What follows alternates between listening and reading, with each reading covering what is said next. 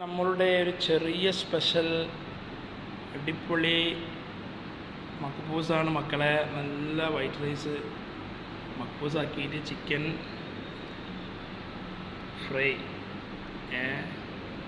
Simple salad, അതിലേക്ക് തൈര്. വളരെ സിമ്പിളായിട്ടുള്ള ഫുഡാണ് ഇന്ന് ഞങ്ങൾ ലൈറ്റായിട്ട്.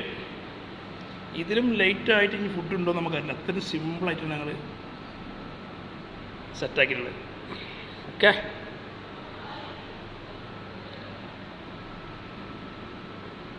നമ്മൾ സ്പൈസി ഉണ്ടാവില്ല, നല്ല സിമ്പിളായിട്ട് കഴിക്കാൻ പറ്റിയൊരു ഫുഡാണ്.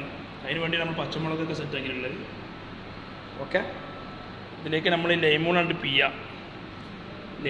പിഴിഞ്ഞ് നല്ല പിഴിഞ്ഞതിന് ശേഷം നല്ല അടിപൊളിയില്ല ചിക്കൻ കഴിച്ചാൽ അടിപൊളി മജയായിരിക്കും.